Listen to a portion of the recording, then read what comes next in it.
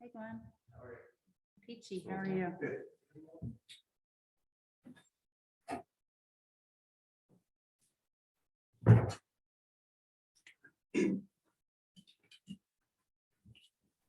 Hello.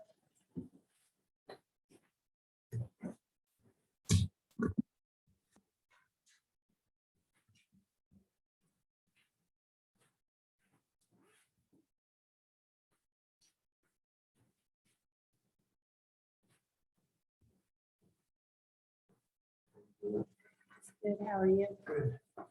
Hey Chip, how are you? When we were up here Saturday for the looping, I met John Fiore Fiore Harper, from Del Dot. right? And I had put a recommendation in about shows for Janet or anybody showed up. No, I didn't see that. Okay, he said the problem is in the city of Lewis, there's different ones. And there's different ones that the Del Dot. And so I need to make you aware of it. And you can contact him. And I can show you. All right, Jerry. so, On your screen. I'm sorry? Is that Jerry on your screen? Yeah. You didn't know I've never looked at your phone. that? Okay, well, anyway. This is on Savannah Road. You can tell that's why I said there's a shot. This one is on 2nd Street. Okay, This is on Bay Avenue. okay. So these are similar, and this one is different. Yeah. And Rehoboth, And which is, how is that possible? that's Bay Avenue also. I did Bay Avenue. This This is in Rehoboth. All right.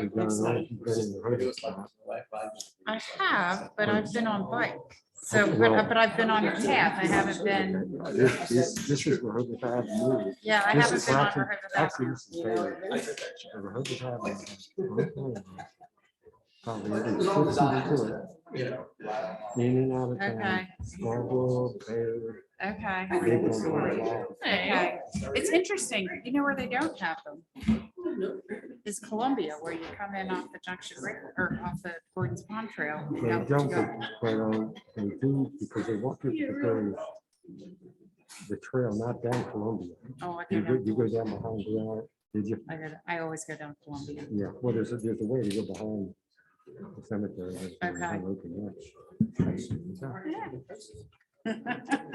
You got it. You probably never saw that either. What's that? I just saw that on your, Yeah. very, very cool.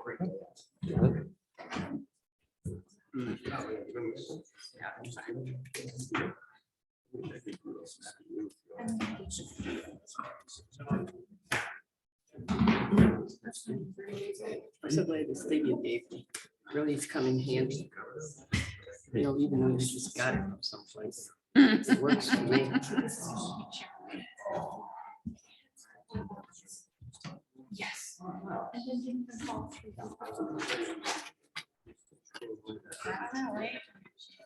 Yeah.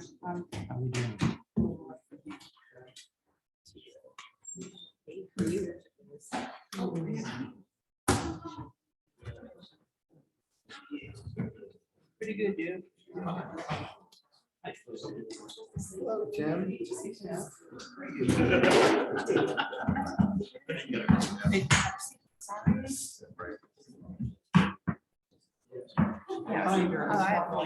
There we go. I'll take care of it. Thanks.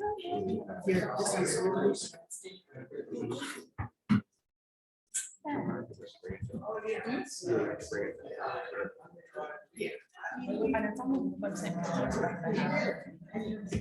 You're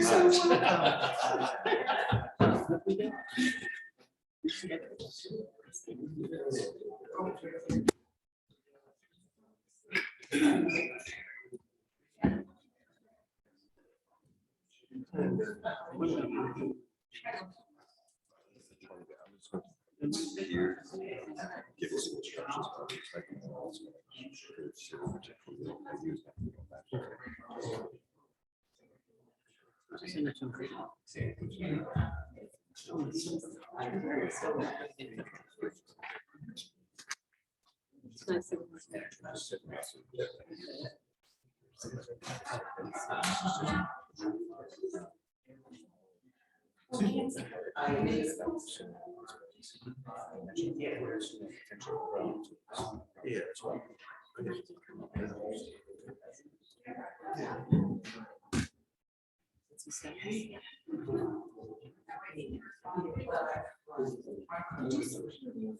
And she's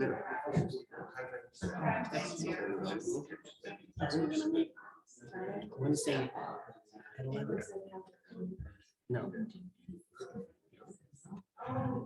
11. Oh, that's when she said.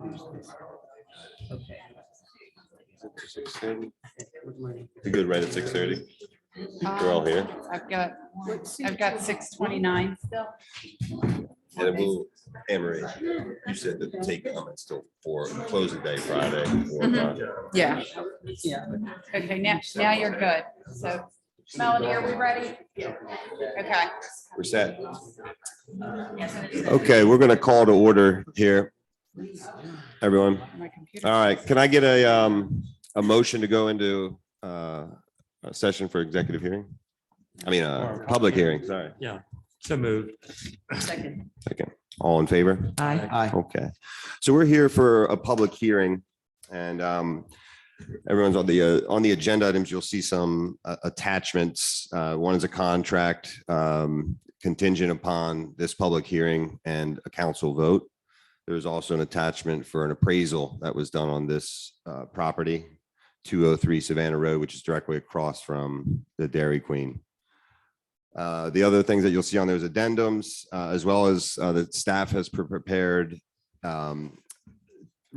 potential revenues that could be realized from the city if it were to be developed. So I would encourage folks to look at those. We'll allow comment here in a little bit. We're going to limit that to around 3 minutes. We won't be necessarily dogmatic, but we'll give you some warning if you're lingering over that 3 minutes. Additionally, there is an opportunity to submit written comments, which have the same consideration. And if you plan to make a comment tonight, I'll also encourage you to, if you have prepared a statement, to also submit that for us. It's easier to digest, frankly, as council members.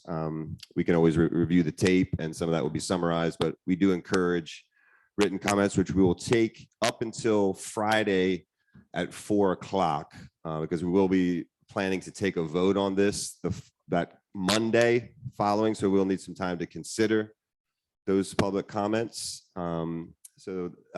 Before we got into the public comments, I'm turn it over to Councilperson Saliba, who'll give us a little bit of background on how we got here on this particular initiative.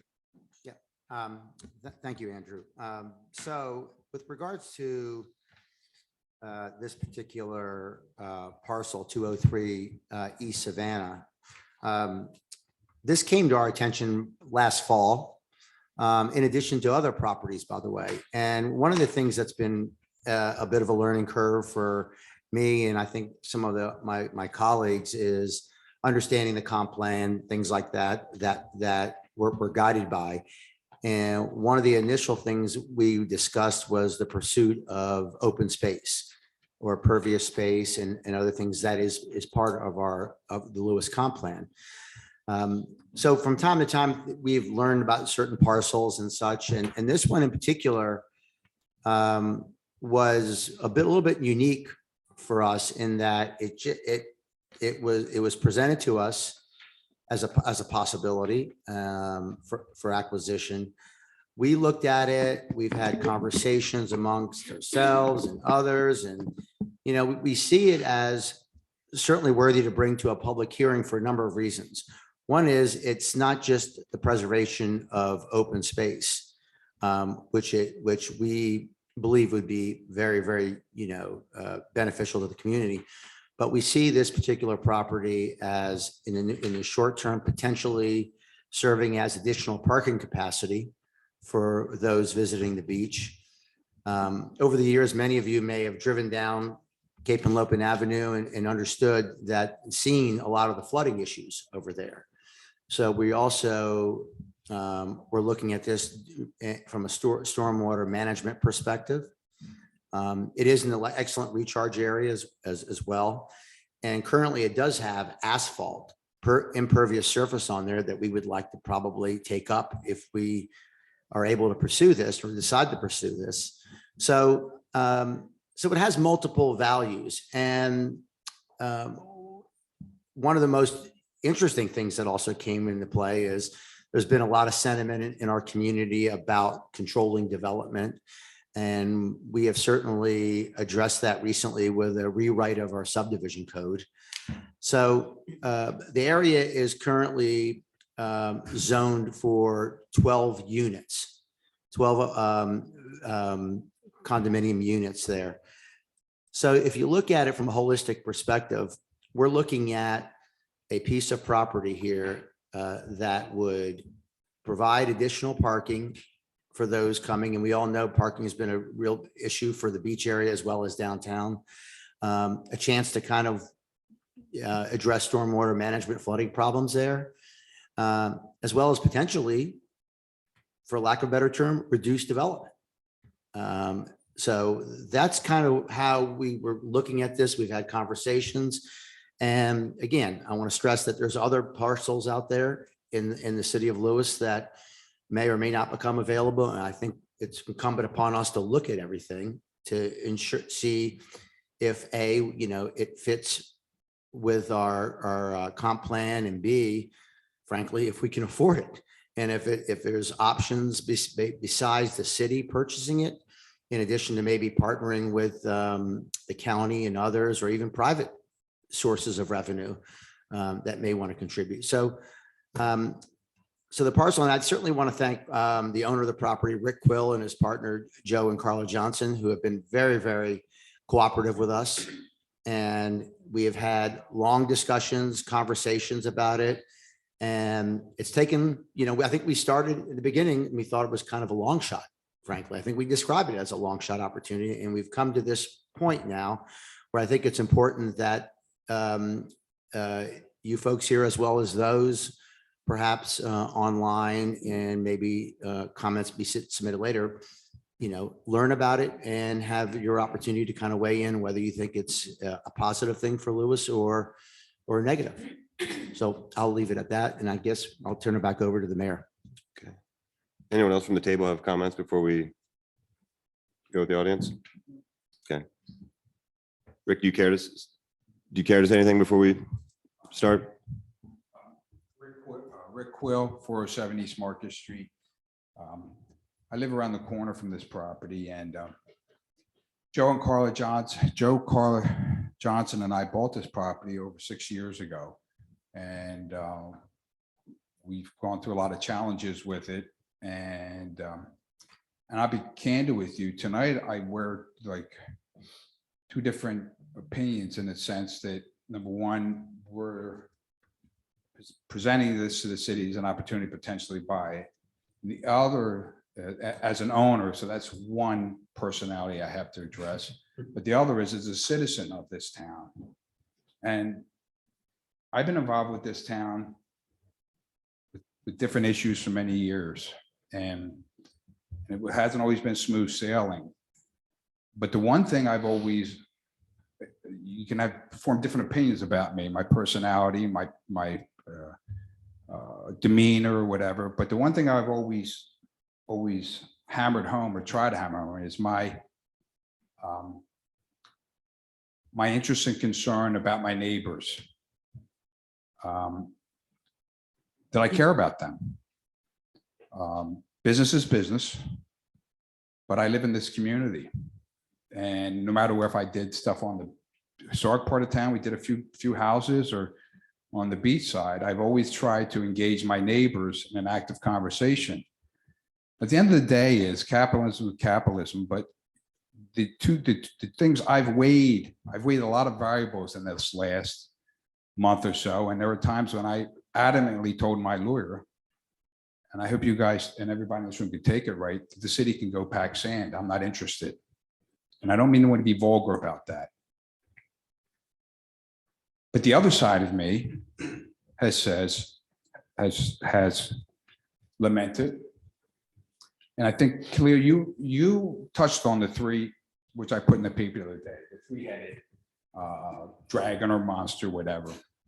And the three key, I'm sure that there's a lot of issues in this town that need to be addressed. The three key issues are parking.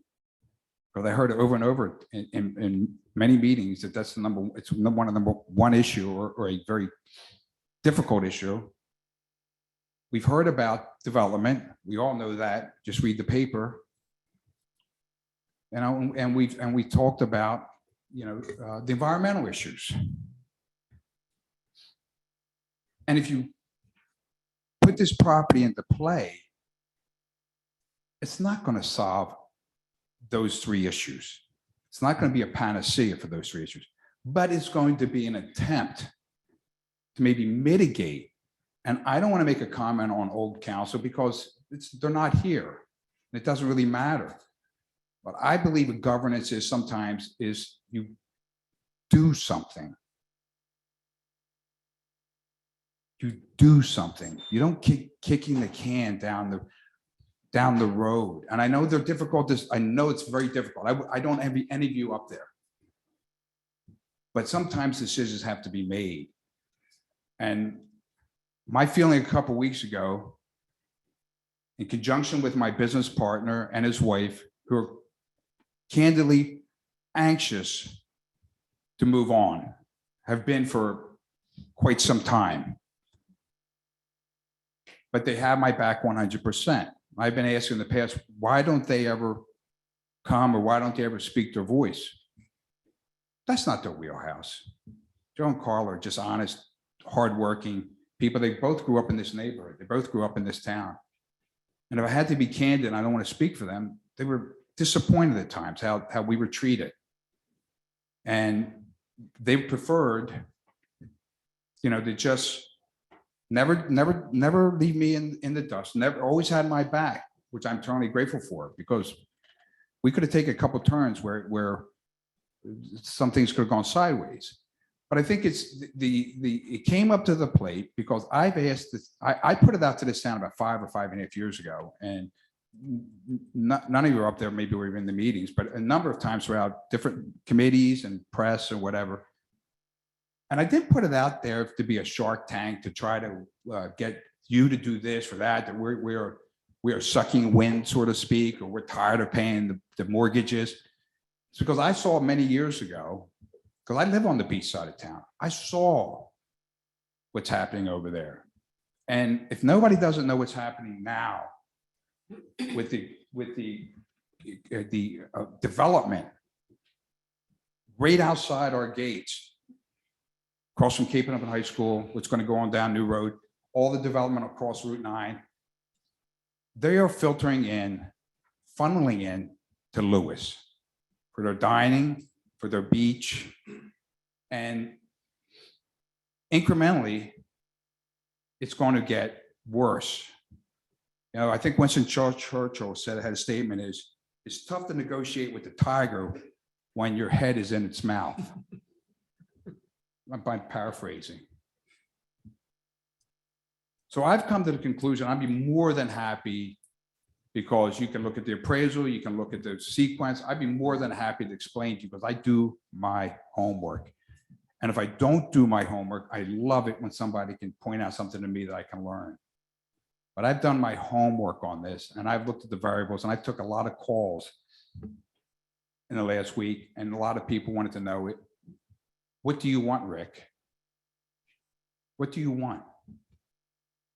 And that means they're not going to support me, because they still have the ability to differ with me, and I would respect them. And I told them candidly that I come to the conclusion, to me, it's a no-brainer. Again, it's not a panacea, but it's a start. Is there anyone from the audience that would like to speak? Mhm. Okay. Do you need help with that?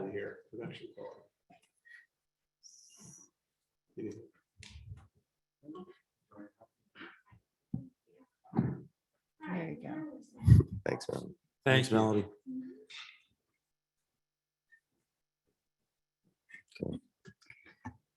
If there's not anyone from the audience, is there anyone online that has a hand raised, Melody?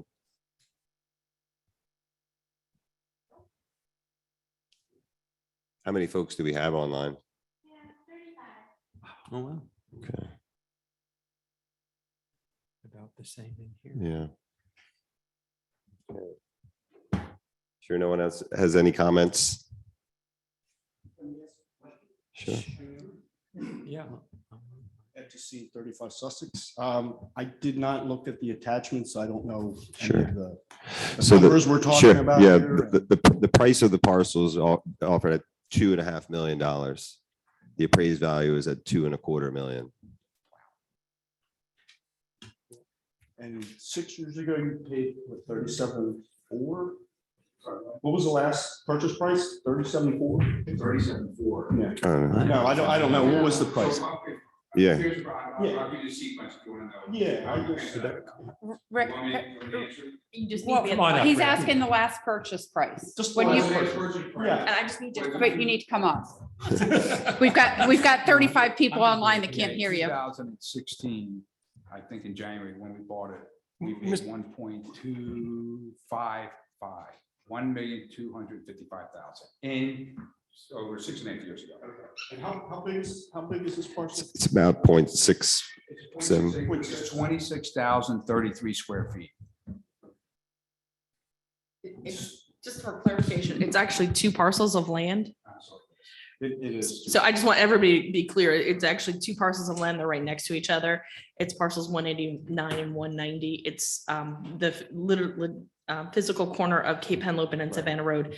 And then the parcel that is adjacent to that parcel before you get to Alaska Avenue. Okay. Just in case anybody's just curious. Has the city decided what we're going to do with Alaska Avenue, regardless of what happens with this parcel, or is that? I know when we At were this going point, through there's that been no process, vote we on were it. Talking like at the same time, doing something with Alaska. Yeah, no, there's been no proposal. Nothing. So back in, I think, March, February. I just need you at the mic.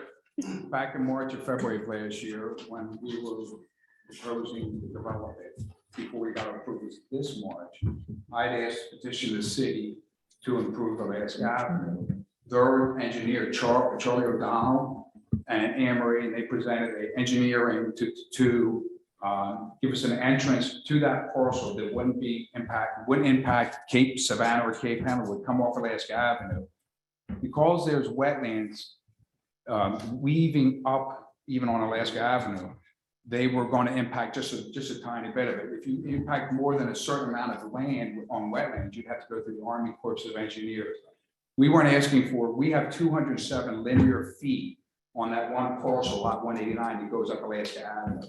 We were only asking them to even bypass the wetlands, any wetland disturbance or whatever, and that's about 40 feet coming from Cape Henlopen. The town subsequently had a discussion about it, but they deferred any action on my ask until we developed the property and we showed them plans. And that's where there's nothing been done, but that's basically, they haven't made a commitment. They would just say they would agree to talk about it once we presented our plans, which we did, and once it was approved on March 15th. Right. And there's a similar ask on the other side, the street on the other side. Yeah. I think it's probably a good potential for the city to acquire this land. I think it's probably a good idea. I have a question for you.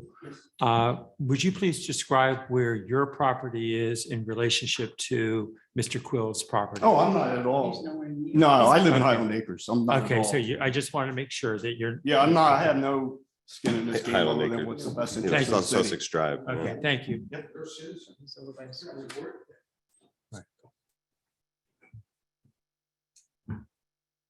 Hi, good evening. Saul Glassner, 1102 Cedar Street.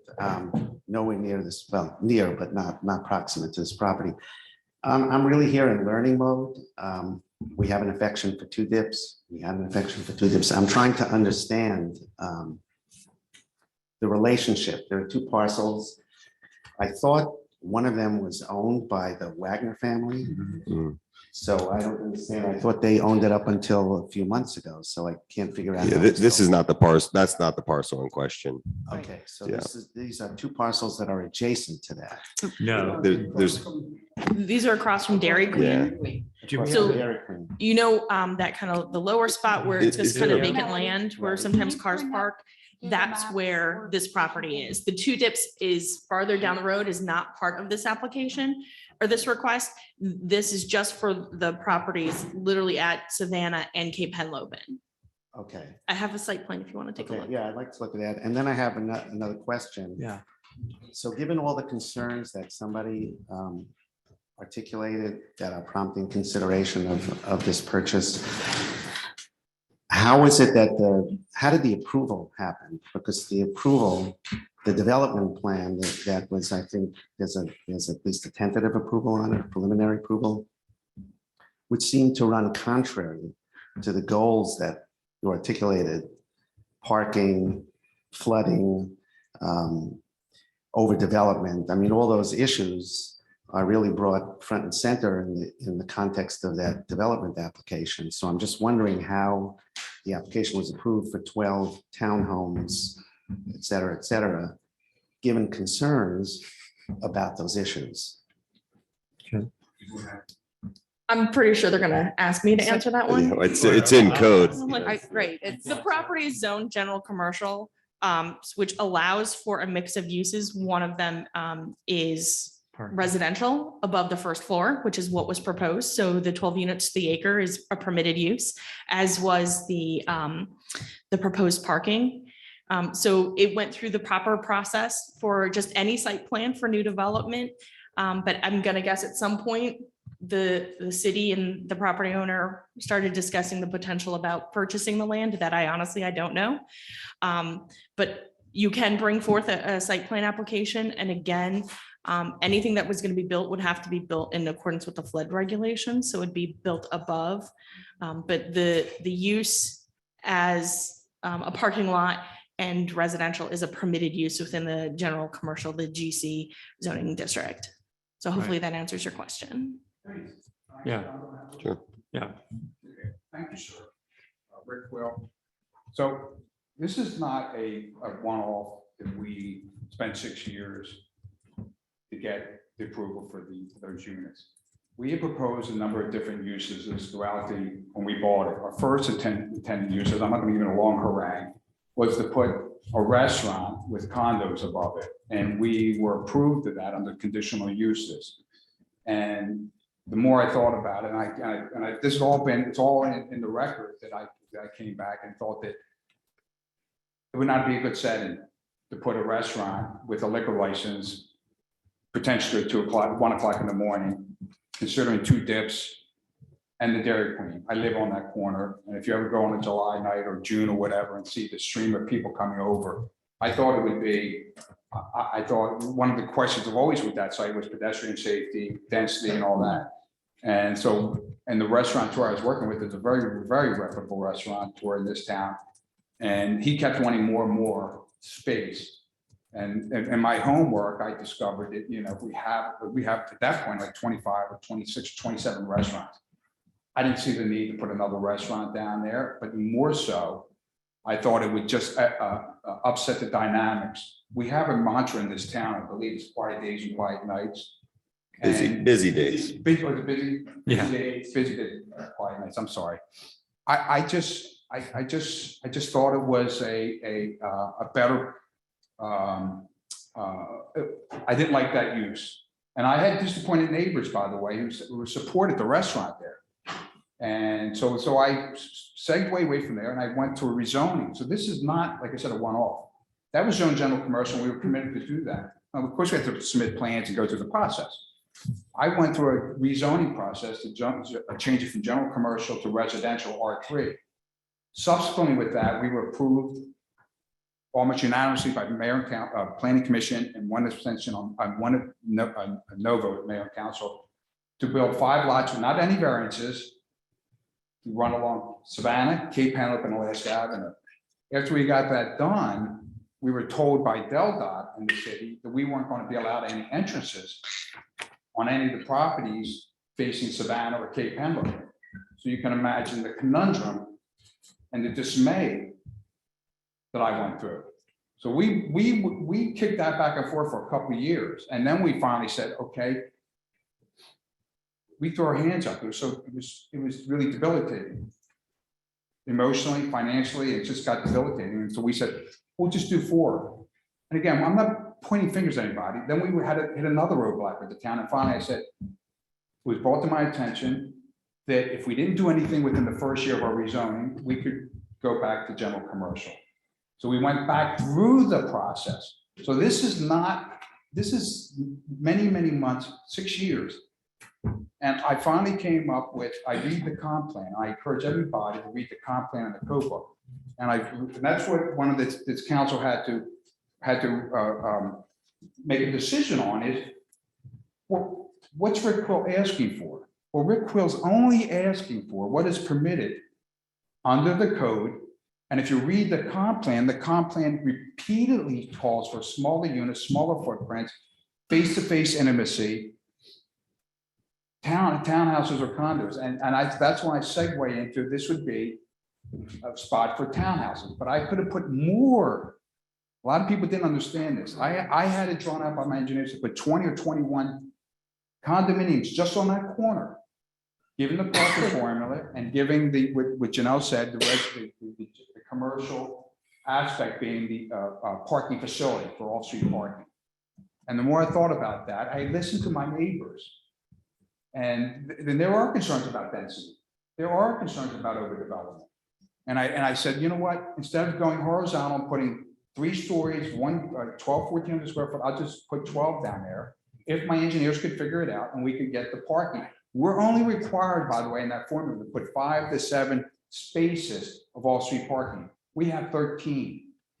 So that was the evolution of this whole thing. So when we're talking about the town council, it seems like there is well, that doesn't make sense if you approve this stuff and you're going out possibly buy it.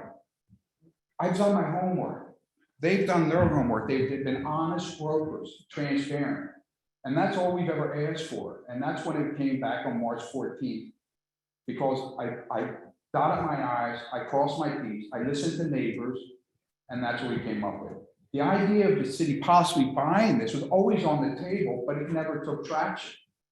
And then, I've kept repeating because there's a resiliency committee, it's rising sea level. And in one of the meetings 3 or 4 months ago, 5 months ago, they talked about, one of the members here talked about the city maybe dedicating some money in the future, possibly buying open space for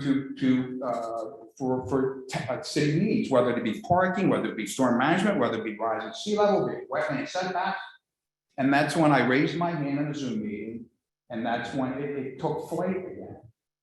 But as that took flight, it did not interfere with what I was trying to do because I was doing what I wanted, what I did my homework on. So that's where we're at right now. Right. Sir. Description.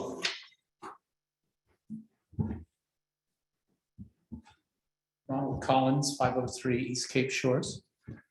First of all, Mr. Crowe, thank you very much for appearing before the city today. A couple of things. First, something to throw out to the members of the council. If this property had come up exactly in the same posture today, would the city do what it did years ago and approve it? The last election was a mandate on growth and transparency. And so what I'm wondering is, would things be any different if this piece of property came up today with the approval process and everything exactly the same? Because if it is, if that's the case, then I wonder what progress the city is making. A couple of questions. First of all, if the city were to proceed with this and were to do so mindful of a parking lot, I would urge the city to have a committee to consider alternative uses. By that, I mean this, not that we shouldn't have a parking lot, but what's the purpose of a parking lot in the off season? In other words, what creative uses might be made of that land when it's not being used as a parking lot? And if it were used as a parking lot, what would that parking lot look like? So I think if we had some committee, a citizens committee or somebody to kind of explore those options, they'd be beneficial. I also think that it might be beneficial to ask, consistent with Mr. Crowe said, that if there are there any private individuals or entities, including real estate agents and developers, who might be willing to contribute, but not, and I emphasize not, on a quid quo pro basis. Citizens simply as an act of concern for this community. So I guess what I'm saying in conclusion is, first of all, are things really any different after this last election when it comes to zoning of pieces of property like this one? And secondly, as we proceed, if the city were to proceed with this, would it consider alternative sources of financing? Would it also have a committee to explore the various uses of the land, particularly in the off season when we really don't need parking? So I respectfully submit that to you for your consideration. Thank you. Thank you.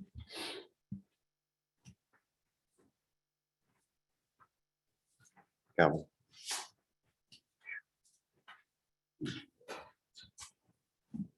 Hi there, Calvin Jaber, Burton Avenue. One, I'd like to thank Mr. Quill for bringing this to us, to the committee, for possible sale.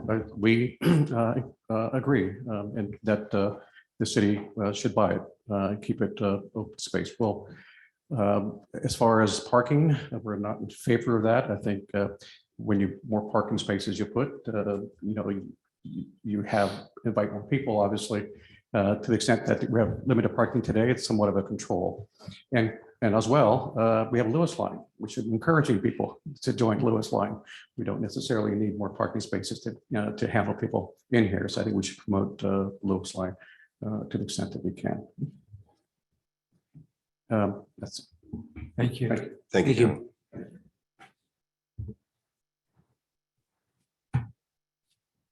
Sorry.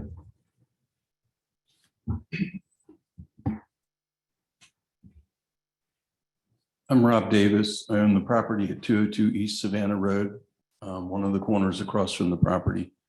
I fully support the city of Lewis buying it. I think it's an excellent opportunity, whether the city uses it for open space or parking or a city park. I think it's a great opportunity and I hope you pursue it. And thank you for having us here tonight. Thank you. Thank you.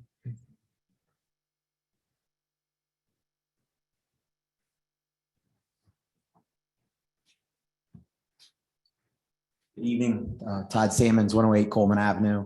I've got a couple questions first, and then I'll say a couple statements. Why was the offer geared was higher than the appraised value?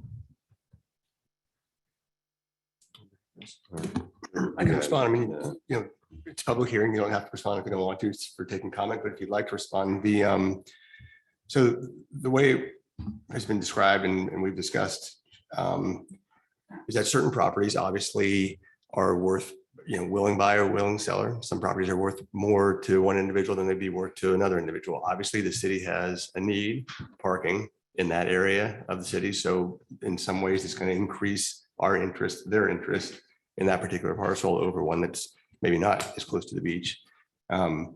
So, that's kind of the situation that we're in, is that it's probably worth a little more to the city than an appraised value for the general So public. essentially it was negotiated between the buyer seller. Thank you. And I will say too, before I forget this is a unique idea. Appreciate everybody thinking outside the box on this. So I don't want that to be missed. How many parking spaces, if it turns into a parking lot, has anybody done an analysis yet to determine how many spots there'll be? And related to that, has a cost analysis been done to determine when you recoup the 2.5 million?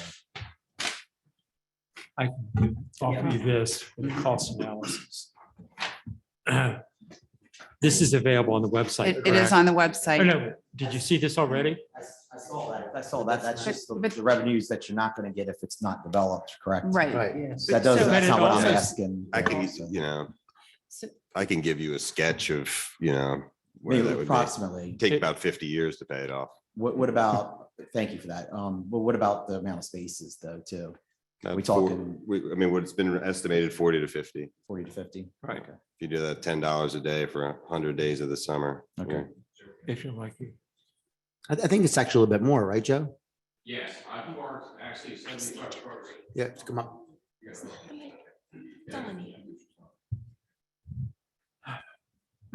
I am Joe Johnson. I am co-owner with the property and we have parked 75 cars there and people are just so ecstatic to have a parking place to go to the beach. It's, it's like, the state park is filled. The other parking lot on Lewis Beach is filled. And then the Lewis Beach parking lot is filled. And my wife and I did it last 2 weekends ago. And we filled it up in 45 minutes. We parked 75 cars in 45 minutes. And people were just elated. And we had people begging us. They're like, we'll give you, $20 a spot to park. And I'm like, we're filled up, I mean, you guys can put a 5-story parking garage there and fill it up. For the weekend. That's another story. I would just say that in order to construct parking, we would need to meet the drive aisle standards and handicap spaces. So it's probably less than it would be under the current condition. Thanks for the information though. So also too, is based on the Cape Gazette, what I read, what happened to the initiative of the parking along the beach there? It seems like it fizzled out. Maybe this is more of a comment. I would encourage the city to look at that again or to tout what the results of that were. It seems like that there was encroachments, there was pushback, political pushback, pressure from the people, and they never pursued using the paper streets. They never pursued dealing with the encroachments and how many spots are lost to that. My point being is if the city already owns land, I think they should exhaust all those parking spots and getting those parking spots back and utilized before spend 2.5 million on it. And I don't know where things stand on that. I'm ignorant to it, but I just know what I read in the paper there. So I would encourage that initiative either in conjunction if this moves forward or separately from it. Property rates are property rates. The city owns it. If people encroach on it, I know it's not that simple, but at the end of the day, if notice is given, they move out, you mark the spots, and that's the way it should be. People should be able to utilize the public property as the city sees fit, not as a property owner that abuts it. I know that if I try to do something that's beyond my property lines, I would be told no right away. Also along those lines, and I'm almost done, folks. I know some of this hasn't been my 3 minutes, but is use the other existing land maybe the city has before considering the purchase of this, and maybe allow the Lewis line to come to fruition, get its legs underneath it. I know this is time sensitive, nothing against this gentleman.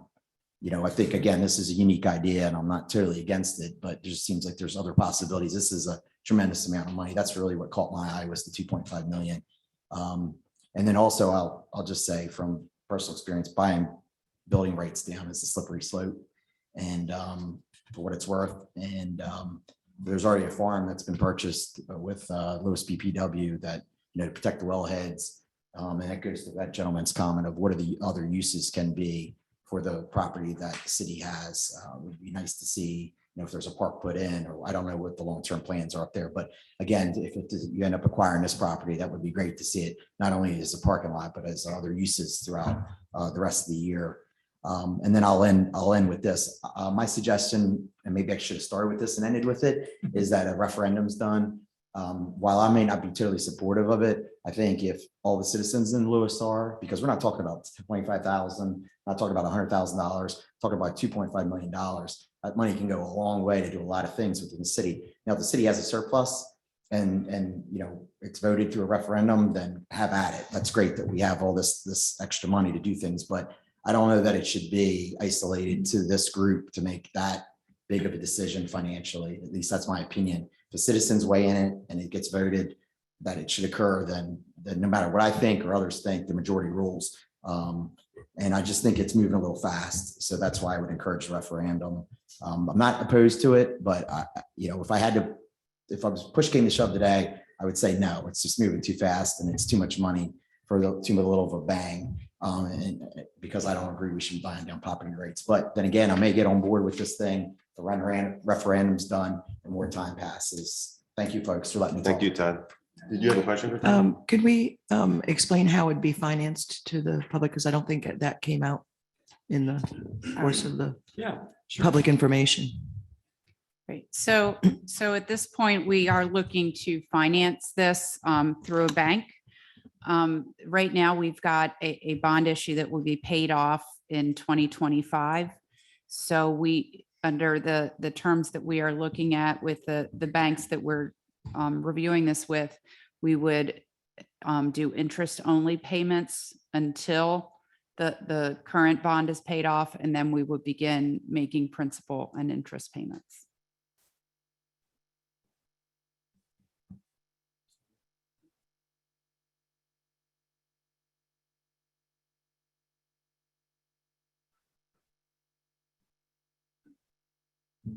Good evening. I'm Melinda. You can pull it down. I should know this. Melinda Girardi. I live on Schooner Pass in Lewis. I just had a couple questions about the assessment for the property. That being basically beachfront or beach block property, that assessment actually is, it seems lower to me than it would be. I just know that my home has increased hugely incrementally in the past 2 or 3 years. So I was curious who did the assessment, or were there more than one assessments? Like, did Mr. Quill do an assessment? Did you do an assessment? Like, and how that number came up? I'm happy to answer as much as I can, but I'm sure Rick can I respond. mean, but, the appraisal's in the yeah, the appraisal's in packet. there. I think the thing to consider there is it's the appraisal is done also the consideration it is at this point undeveloped, that while it has rights that have been through the preliminary approval. Right. It is on an improved lot. So when you talk about things like view sheds and things like that, Okay. those aren't realized until you actually build out. So I guess my next question is, if it were to be developed, and if you had to guesstimate, or Mr. Quill guesstimate, or whatever, one of these villas or carriage houses would probably sell for I think we put $1 million in there. as our We estimate. have, right, so based on the number of bedrooms, I think it was a range of like $1 million to, hold on. Well, it's a little over $1 million, the average sale price here. Between 900,000 and 1.2 million is the sale price. Yeah. Yeah, like the average of 1.1. Right. Times 12. Right. So times 12, okay. So if Mr. Quill was to develop it, he would make a lot more money personally than if he sells it to the city, right? Potentially. So I guess my question is, I think it's lowball the price from your estimate. I don't know if it was based on Lewis property, beach block.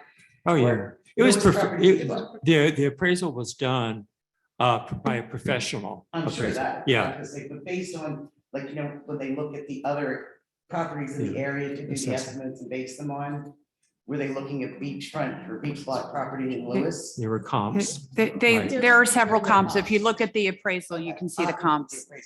That was my first question. So I guess my point is, yes, the city should buy it. I think that, to me, that's a no-brainer. Like, you can use it for parking. I think parking is a huge issue. I've been to the beach and when it's full and all the parking lots are full and all the fishing licenses are going to the park and this type of thing. So I get it. And I want to take my 2 little grandchildren to Lewis Beach because they can swim in the bay. So I think that parking would be beneficial. I think it's a great idea to think of other uses off season, whether it be, I don't know, like let a food truck park there 1 day a week, or have a little farmer's market that's like something that the neighborhood could use when it was off season.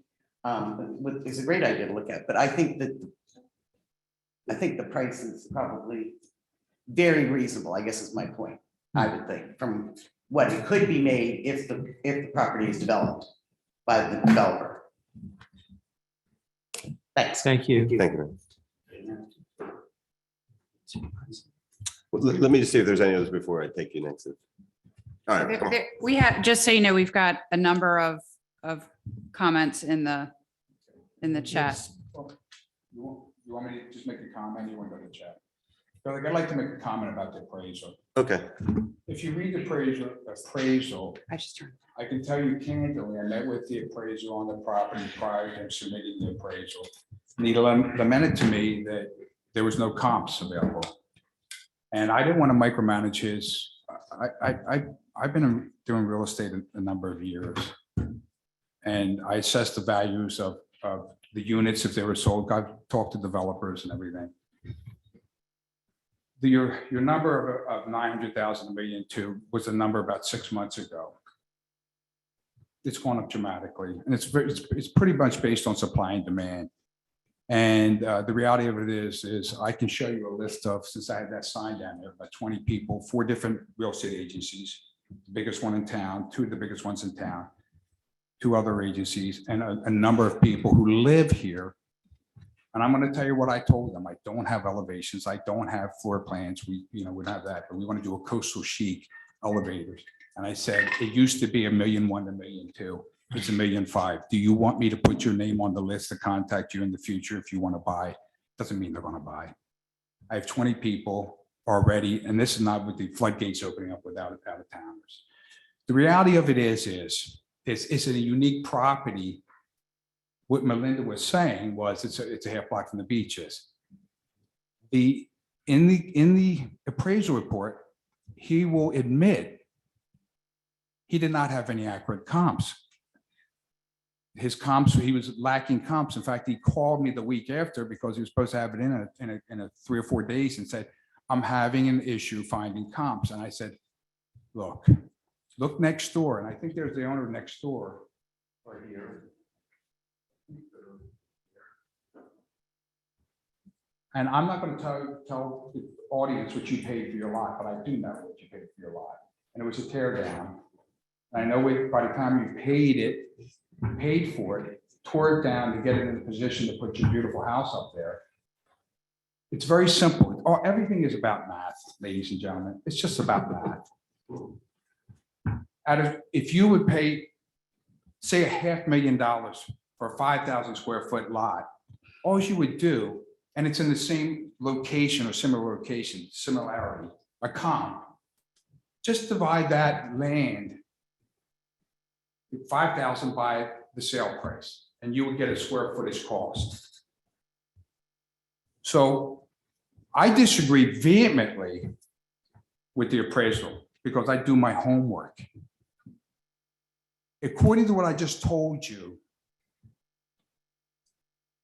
the land encompassing 26,000 square feet by just $100 a square, which is a number somewhere in the ball game that a lot right next to it sold 6 years ago.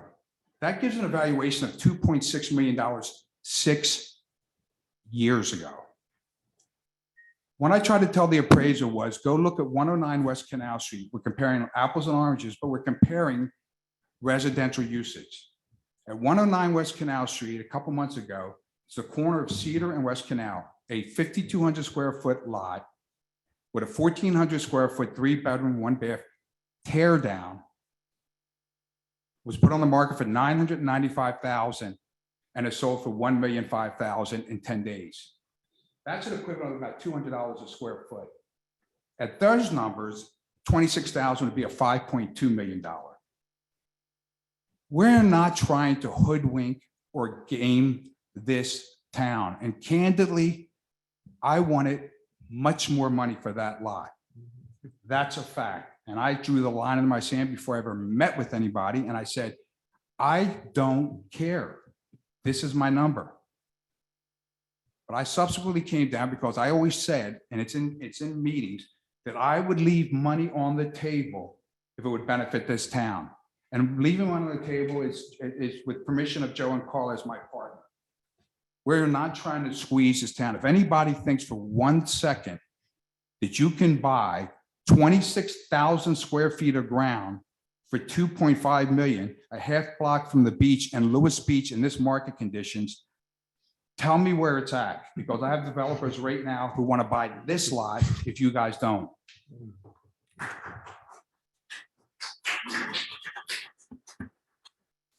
You've got some. Yeah, do you want to go so through some of these? We've got two hands up, so I don't know if you want to start with. Can we just go ahead and clear out Okay. the comments first and then,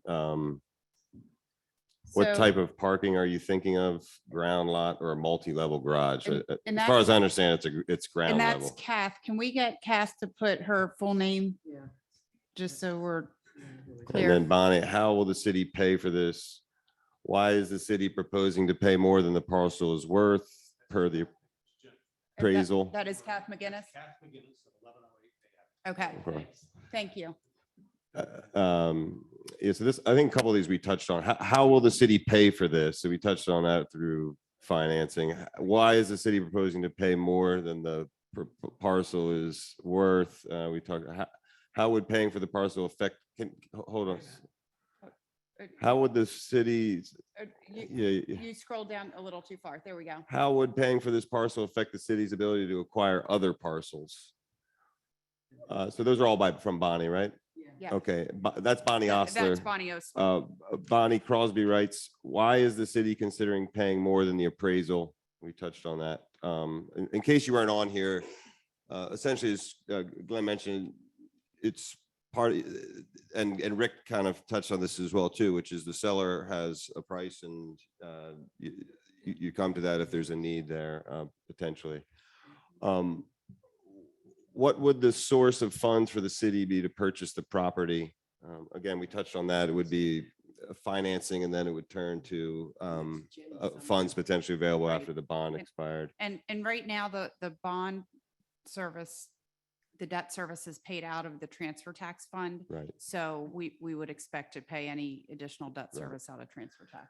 Okay, and Sharon Dardine writes, I'm not convinced it is the best use of city funds. Are you voting on this tonight? And the answer to that is no. And I'd like to use this as a reminder for anyone who's not commenting tonight, please do submit written comments up until Friday, 4 o'clock.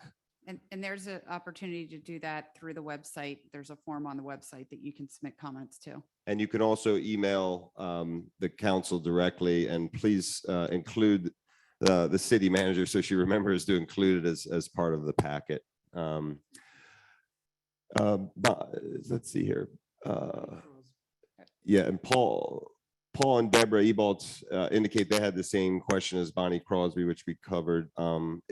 If this was used as open space, what would that look like? If the use is parking, it does not feel like open space. So that kind of is what Todd talked about previously, is we've in the past treated things like paper streets, for example. We've converted some of those to open space, and our policy recently has been indeed not to use that. So who's that? Jeannie Keith, is that? Okay, Jenny Keith. Would this be a one-level parking or multi-story parking building? So again, from my understanding is this is intended to just be a ground lot that's similar to what's there on Savannah or Johnny Walker Beach, but not paved, I would assume. The city could have purchased this property years ago. This is Dave Shane. He writes, the city could have purchased this property years ago. Now work has been done to develop the property. If the city wants to buy the property now, they need to make the property owner whole. So that's probably speaks to the why you're paying more than the appraised value to an extent.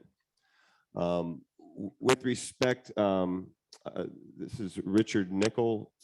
With respect, I have the following comments. Maybe that came in after. Are there any more? They may be. We Okay, can. well, let's go back up then Let's to go Deb. back up. Let's go back up to Deb Ebel. Okay, she writes, Mr. Quill speaks extensively about his love of Lewis's, which is not in question. Given that, has the city tried to negotiate a creative deal with Mr. Quill that reduced the purchase price, perhaps as a partial donation to help the city of Lewis acquire this parcel for open space? That offered tax benefits for the property owner. Has this been pursued for the greater good of Lewis? What is needed here is open space, not paved parking or paved parking lot and townhouses. Carol Smith writes, I agree with MBC. City Park, yes. I'm not sure. Sharon Dardine writes, open space, yes. parking lot, no thanks. Nancy, can you see who Nancy is? Nancy DeRazio writes, if Parkland, please define Parkland. If it's to be parkland, define what Parkland, like parkland a means. parkland. Okay. I mean. And Bonnie Crosby writes, if Joe filled the lot in 20 minutes and there are over 500 new homes going in on New Road, all those people will be looking for parking. How are the 40 spaces going to make any difference? It seems like city could find better things to do with that money. Okay, here, I think these are Richard Nichols' comments.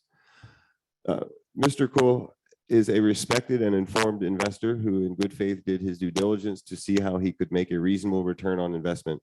Perhaps the current reality is that the prospect has been canceled. The option of the city purchase for parking would seem to be at odds to minimizing in-city development. Also, the flooding issue will be eventually solved. Also, can you scroll up a little bit there? Also, if the desire is to convert the property to open space, perhaps the open space situation warrants a reduction in purchase price or recognition of the construction costs needed to make such open spaces. If the city is looking to capture parking or other fees from the property acquisition, then the city should reveal that estimate. If the parking is attractive, how is that going to affect the Lewis line feedback? So to an extent, I think we've addressed some of those things with the parking calculus and the Lewis line effect. But by the way, are these captured? Are we able to capture these comments? Yes, it'll be Okay. part of the recording, so we can attach it to the agenda or Okay. to the packet. Okay, let's get, if you don't mind, I'll just want to get through these and then we'll, because more might come. Okay, agree wholeheartedly with Ms. Evalds. More lots just creates more demand. Lewis line is supposed to alleviate this based on what was just said by the person on the dais. If the city didn't value the property so much, it would have stronger hand to negotiate. Hopefully owners will be receptive to negotiating a better price for the good of the community. I strongly support the city acquiring this for green space. And Sharon again, will the city have to borrow the money to make this purchase? Yes. Can you speak to this is Marcy Saliba. Would you speak to what Mr. Quill would sell if the city does not buy it? I don't think you're prepared to do that. Who would you sell it to? Yeah. Well, I'm saying It'd be sold to a developer. Yeah. I think the answer, we right? can say that. Bonnie Osler says, thanks for the clarification on financing. Given that, what is the total cost of the acquisition, including the financing? So that's a fair So that we point have in not terms of determined. yeah, We're still working. because through you said terms what of- the first 3 years would be principal or finance only. Right, interest only. Yeah. Right. Paul and Deb, just to clarify, did that last speaker give her address as Schooner Pass? She wants the city of Lewis to purchase a parcel for parking, but does not live in the city of Lewis and will not shoulder the financial burden of this purchase. Okay, next one is David Fogg. We are for this purchase of the property. It is an asset for the city that will retain its value or more likely increase in value over time.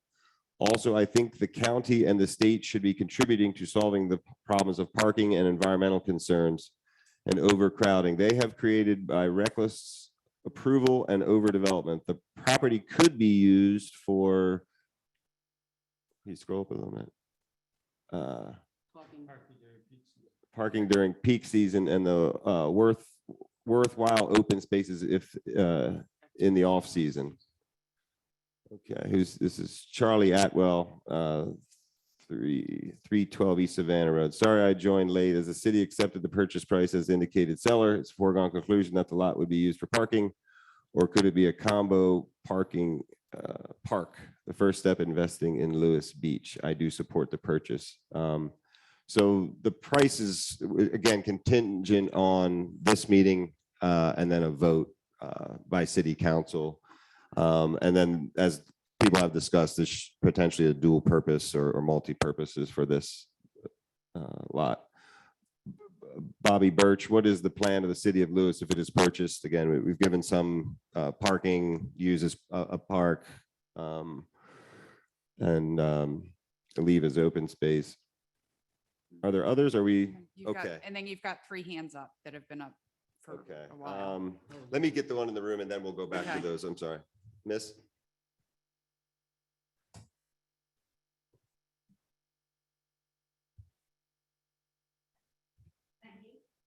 My name is Nina Glassner. I'm at 1102 Cedar Street.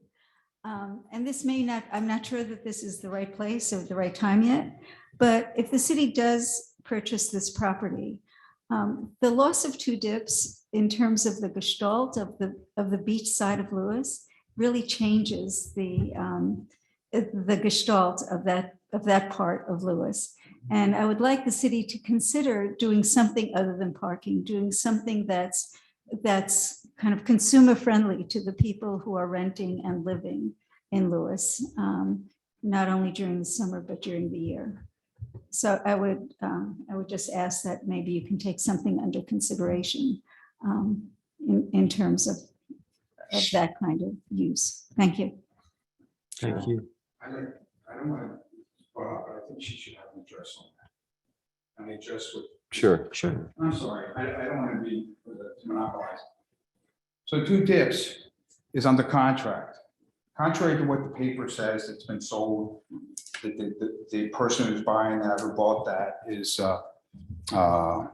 unethical, greedy, or he took 2 dips away from this town. That's not true. That contract is held by me at this point. It hasn't gone to settlement.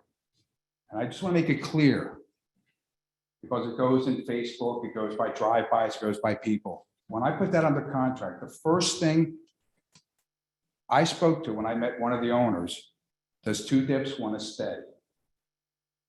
What? No, I take that back, because I talked to Janelle and I was going to take it down to provide parking. So I take that back. I was going to provide off-street parking like I was doing the other site. And one of my neighbors, and he's sitting back there, had lamented about retail on the beach side of town. And he asked me, he didn't ask me anything, he just lamented. And I said, wait a minute, that sounds like a good idea. And I went back to 2 dips and I said, would you like to stay there? Nothing's going to be done when we go to settlement, at least for another 6 months here. We still have to dot our i's and cross our t's with state agencies. I even asked them if they didn't want to stay there, would they like to for us to purchase the equipment? Would they like for us to try to sell the business to somebody? They declined. So for the record straight is, we're keeping part of 2 dips building, not the whole 130 feet of it. We're keeping a significant footprint so we can encourage another retail operation to go down there. And I've had a liquor store already approach me, and I've turned them down because I want it to be family friendly. I don't want 11 o'clock, 12 o'clock. Same reason with the restaurant. I think this is a community of family and whatever, quiet days and quiet nights are busy. So I just want to address that. There'll be something there will encourage either a coffee shop, an ice cream shop. That's what the plans are. Okay, let's go now to, it looks like Bonnie, she's at the top, so we'll open it up to Bonnie. Bonnie Osler. So Bonnie, you should be able to unmute now.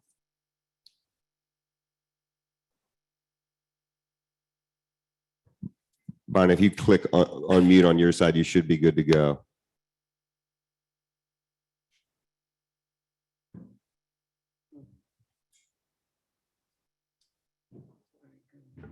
Okay. Yeah, we'll move. Is Dave Shane? Dave, there you Yeah, go. can you hear me? We can. That's awesome. David Shane, 8 New Hampshire, and thank you, council, for addressing the issue, and thank you to Mr. Quill for being so congenial with, and Joe, I believe it is, with your personal property, but and the discussions. So just a couple of comments. Actually, if the city does not buy this property, we're actually taking parking away. So it's actually moving in the opposite direction of what most people have expressed interest in, which is creating more parking around the beach area in the city of Lewis. So not only are we not acquiring parking spaces, we're actually taking parking away from the beach, which strikes me as going in the wrong direction. That's point number one. Point number two, in terms of the purchase price, the city, and I said this in a chat, but the city could have purchased this property years ago and chose not to.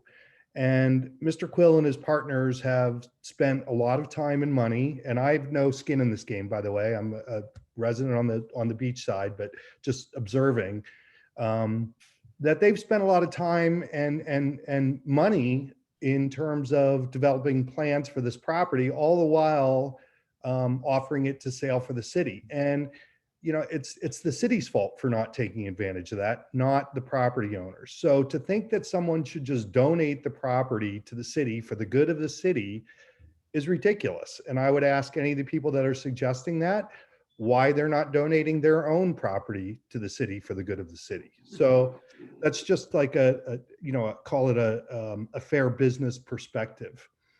My third point, my last, is that, this is all part of a much larger parking issue that we've been addressing for years on the city of Lewis beach side.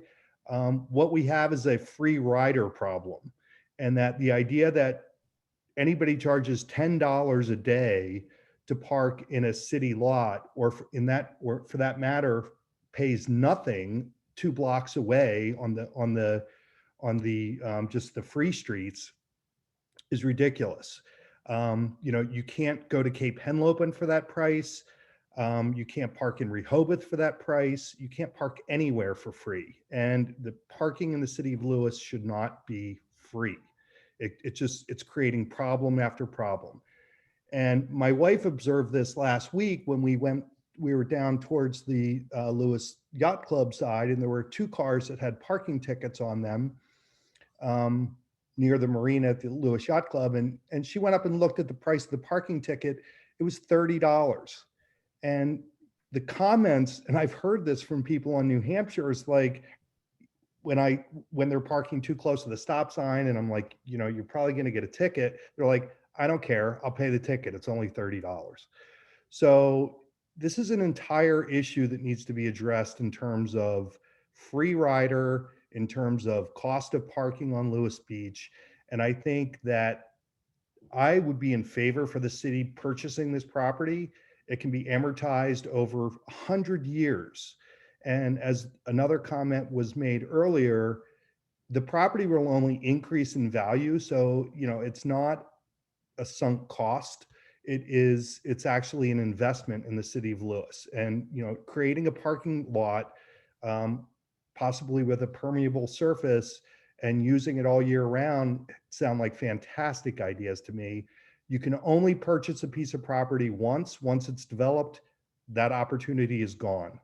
So I would think long and hard. I would ask you to think long and hard about not purchasing this property, because this is really a once in a lifetime opportunity for the city to acquire a really valuable corner and possibly a second lot right down the street.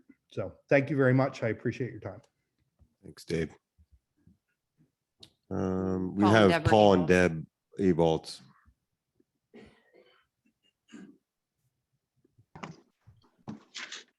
All right, testing. Can you hear me? We can hear you. Okay. I wanted to just kind of reread the question that I asked before, because I wasn't asking it as a facetious thing. I was sincerely asking it as something to open discussion. I don't think for a moment that, Mr. Quill and Mr. Johnson should donate their property. Of course, that's absolutely absurd. So I wanted to be clear about that. My question originally was that Mr. Quill speaks extensively about his love of Lewis, which is absolutely not in question, and which he shows all the time. Given that, has the city tried to negotiate a creative deal, maybe reducing the purchase price in exchange for tax abatements, you know, kind of a long-term creative project. This is something that happens to bring land into trust, often with municipalities. And those kind of creative deals, I think, are the backbone of a lot of land acquisition that's occurred in Sussex County.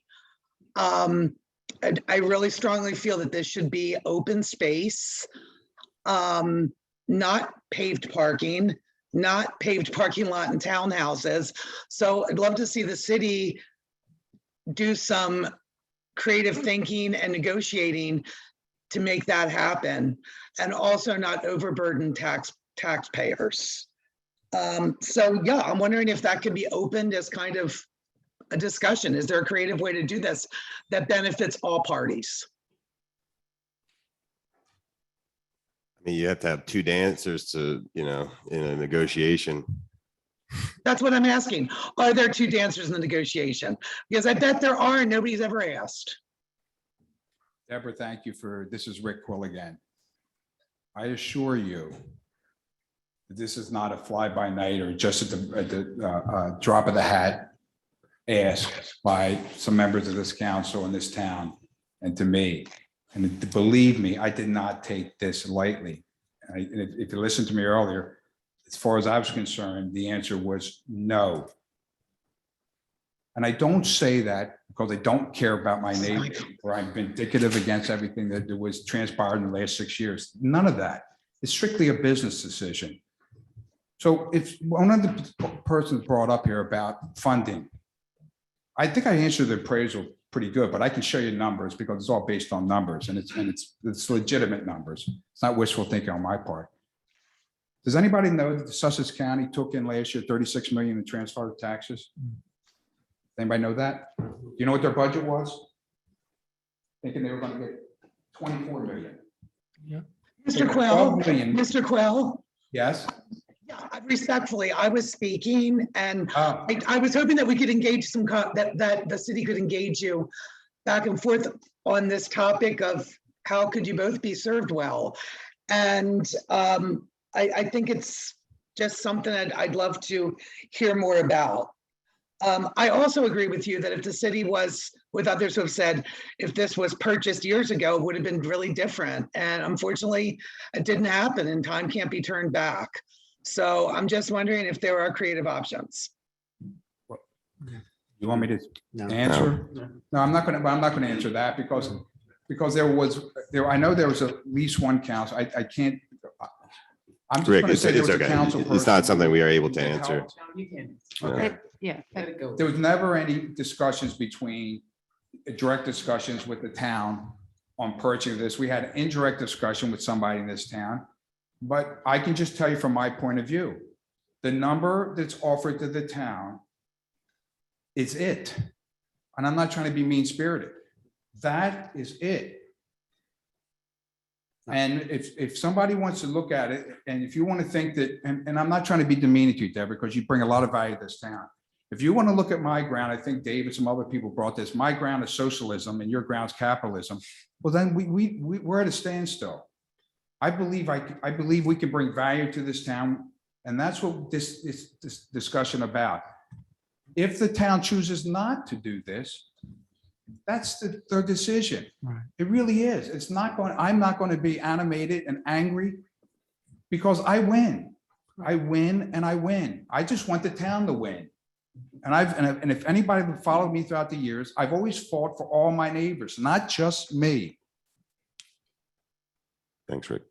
Can I make a quick clarification? Because Rick, your point, 2.5 million is the number.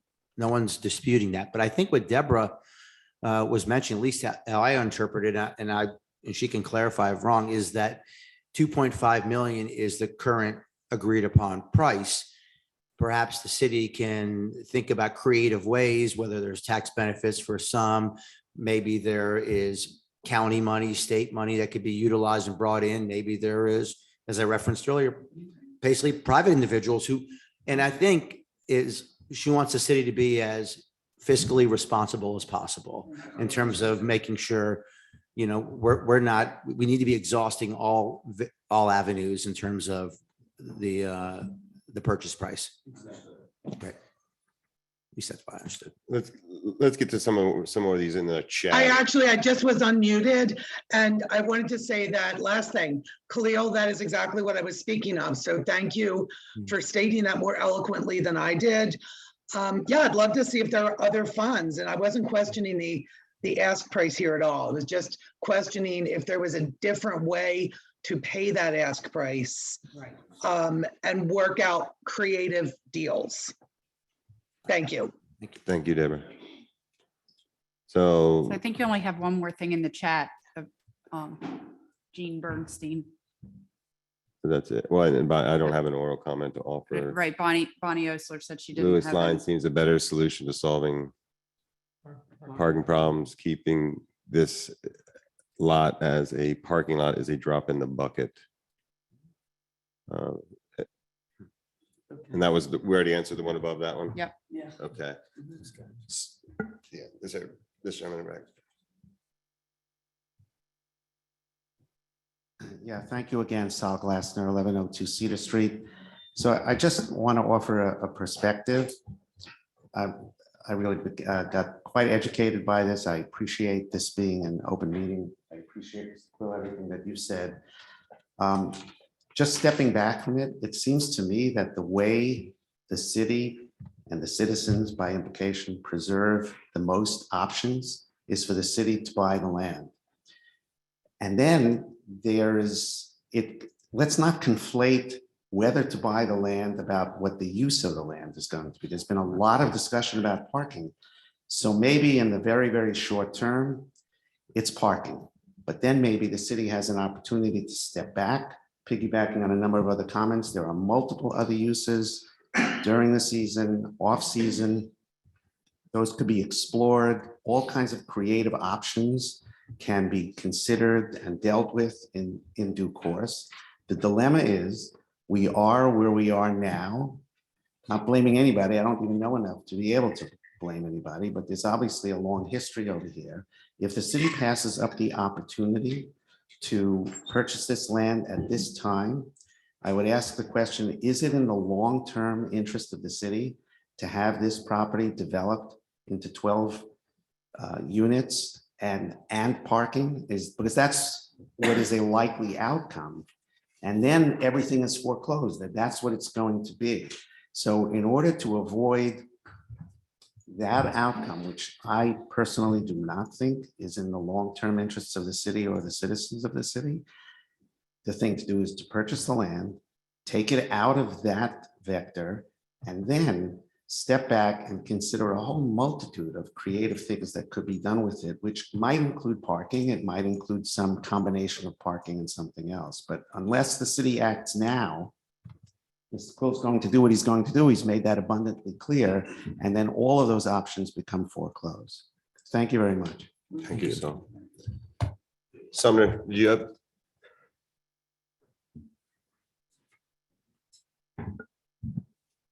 Sumner Crosby, 558 Pilottown Road. Thank you for what you just said, sir. I think that was well done. I had something else in mind, and I'm a little befuddled at this moment. I agree. Clearly, the city has to decide first what it's going to do, whether it can afford to buy this property and figure it out. I guess I would ask you to think about how many other properties. There have been several comments about what other things we won't be able to do if we shackle ourselves with the debt associated with this. I don't want to be overly dramatic about that. I just think it kind of limits options in the future. But I love the idea that we have the ability to act when we can to buy ourselves time. My original point would be, I guess, there were several justifications that Councilperson Saliba put up at the beginning, and we've talked a lot about parking. But he also mentioned, managing development, and he mentioned environmental issues. I think he talked about stormwater and flooding. Andrew, you brought up that we have paper streets. We have a whole lot of other places along the beach that are open space that could be used to do some of this same kind of hybrid parking, whatever else we want to do. So I hope that you all will think seriously about what all those lands offer. I don't really see this property differently as the other open space areas that are on the canal side of Cedar Street. I'm sure I'm in a minority view here, but I just don't see them any differently in terms of solving stormwater problems, in terms of addressing the possibility of keeping a little more land pervious. Several people have talked about what difference this lot will make at 26,000 square feet, right? If we're worried about excellent recharge, we need to actually address excellent recharge and look at impervious surfaces throughout the city, or at least through the recharge area. We talked about it a year ago and decided not to really do much with it. If we're interested in doing something about flooding, then let's work on flooding. I don't think we're going to solve anything with flooding on this property. The last thing this property should have happened to it is to be paved. It doesn't make any sense from an excellent recharge perspective.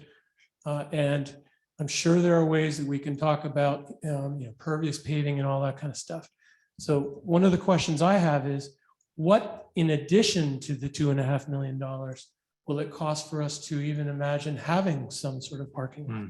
What does it cost to do whatever preparation of the site, whatever cleanup, whatever surface we lay down, whatever meters we set up? All of these things need to be factored as well.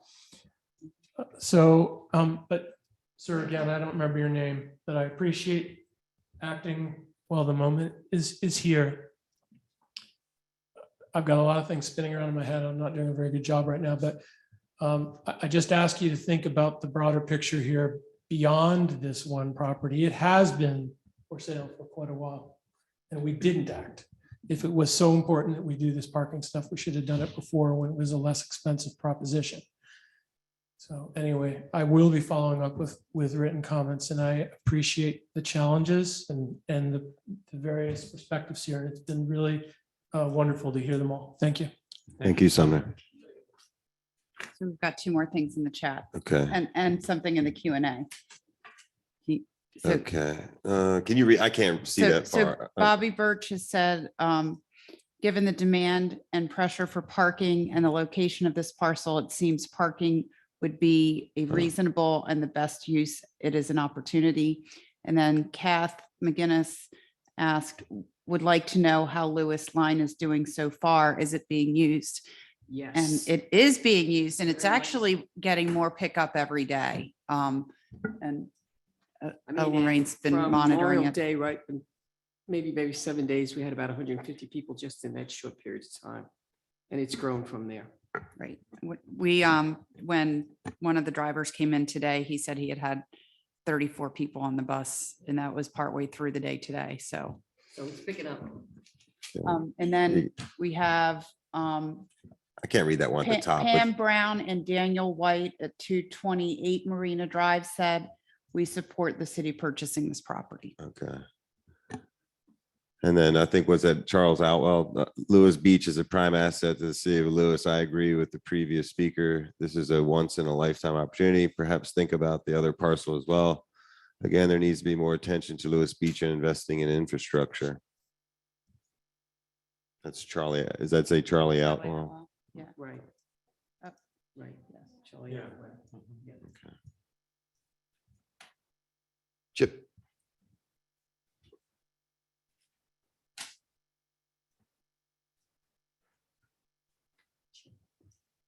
Chip Davis, 115 East 3rd Street, and thank you all for doing this. I think it's great for the city of Lewis that you're taking the time to put this out there first off.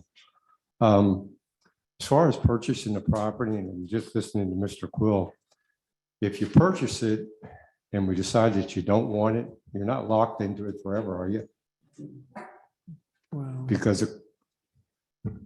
I'm just trying to understand what he's saying also is that if you kept it for a year or two and something came that you wanted to do something different, seems to me you're going to be able to sell it and probably for a profit.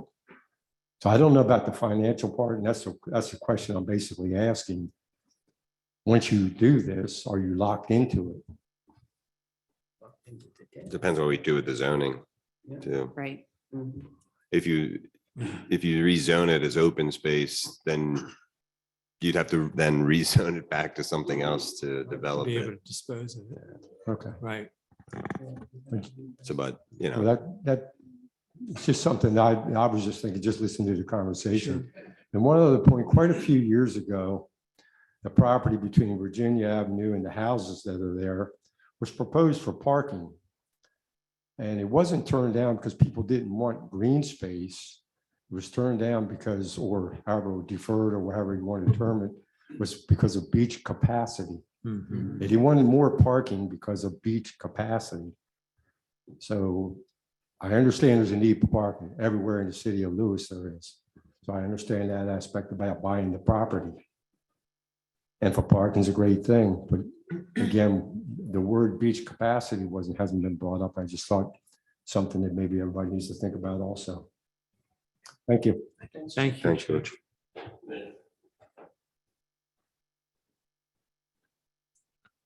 Are there others from the audience, sir? Glenn Roberts, 308 Burton.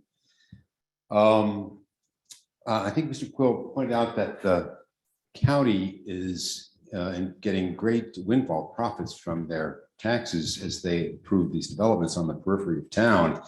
And yet we seem to be picking up the cost in terms of more people driving into town. What can we do, or maybe what are we doing to work with Sussex County to get more of that transfer tax in our coffers? Is there a path for discussion? Have there been discussions? It seems unfair that we're shouldering the burden and they're sort of approving these developments all around town that just flood our streets. I don't know, is there anything being done in that area? Well, we also did get transfer tax of our own one, and then the county this year This is for like, I'm did a talking about matching. outside of. the Yeah, city. so this year, they basically, that their windfall, they offered if you spend 400, they'll give you 400K. Well, if you spend 400, they'll give you 500. 500, So yeah. we've submitted a request for funding through that. But that's the extent of their largesse. The other comment was, it just struck me that, I think if I understood you correctly, he could even have proposed a development with up to 21 units and provide only 5 or 7 parking spaces and still have been within the definition of a general commercial zoning. And so my question is, where's that defined? And is anyone looking at, because that seems like that's going to. Well, that gets to Ron's question earlier, which is we operate under an existing code and it takes That's a county code? time to change. And it's a city code. Yep. So some things we've changed and some we'll continue to look That at. looks like something we should look at, because wow, I mean, that's, to me, a commercial, general commercial use should mean 50% or more of it is in commercial use, not 4%. So it seems odd that, because that's going to keep coming back to bite us as more people find ways to gain it. Anyway, Yeah. that's my comment. Thank you.